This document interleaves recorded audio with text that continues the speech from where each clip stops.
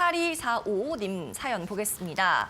비덴트 19,500원, 비중 30%. 자, 이분의 고민은 추가 매수를 해야 되느냐, 손절을 해야 되느냐라고 말씀하셨고 꼭 부탁드립니다 하셨습니다. 네, 비덴트 한번 볼까요? 비덴트가 근데 지금 매수가 19,500원이요? 네네. 일단은 비덴 지금 가격이 4,000원입니다. 네, 제가 지금 잘못 적으신 줄 알았어요, 매수가를. 네네. 일단은 이제 코인에 대한 붐이라던가 이런 것들이 좀 있으셨을 때 그때 좀 진행을 하지 않았나라는 생각이 좀 듭니다. 특히나 뭐 이제 비트코인 자체가 정말 저 큰 폭으로 거의 1억 원까지 또 진행이 거의 됐었던 그러한 시점에 좀 진행이 좀 됐다라고 좀 보시면 될 것 같은데요. 자, 그로 인해서 일단 코인에 대한 이런 하락폭들이 좀 이어지게 되면서 이러한 좀 상황까지 좀 마련이 됐습니다. 특히나 그리고 또 최근에 이제 강종현 회장의 이러한 좀 안 좋은 소식들이 좀 있었고요. 이러한 부분에서 검찰 조사라던가 이러한 부분들이 좀 나타나게 되면서 이러한 부분들이 좀 비덴트에 대한 주가에 좀 악순환으로 좀 작용을 했던 그런 상황들이 좀 마련이 됐습니다. 다만 이제 어느 정도 이제 비트코인에 대한 가격이라던가 이러한 전망치들이 어느 정도 이제 낮아짐에 따라서 저점 매수에 대한 부분들이 좀 나타났고 이로 인해서 코인에 대한 가격 폭들이 좀 올라가게 되면서 거래량이 조금은 수급이 동반이 좀 됐다라는 관점에서 비덴트가 최근에 어느 정도 한 30% 정도 약한 상승을 하는 그런 모습들이 좀 나타나 주었습니다.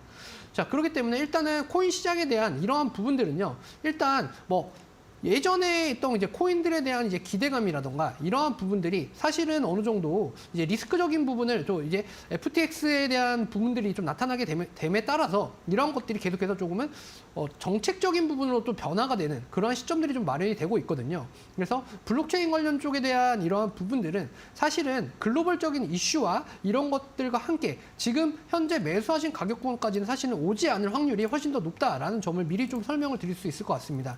특히나 그런 부분에 대한 것들은 거래소를 진행하고 있는 비덴트이기 때문에 이 빗썸에 대한 이러한 부분들이 사실은 이 거래량이 어느 정도 좀 많아지면서 현금에 대한 뭐 확보라던가 이제 거래금에 대한 이러한 부분들이 좀 좋아질 수는 있겠지만 그 가격대까지는 사실은 오지 않을 확률이 훨씬 더 높습니다. 자, 그렇기 때문에 현 시점에서는 어느 정도 이거를 내가 이 가격까지 지금 오지 않는다라는 관점에서 단기적인 부분을 내가 4,000원에 파냐 5,000원에 파냐는 사실은 별 크게 의미는 없을 것이다라고 좀 보는 게 좀 맞으실 것 같고요.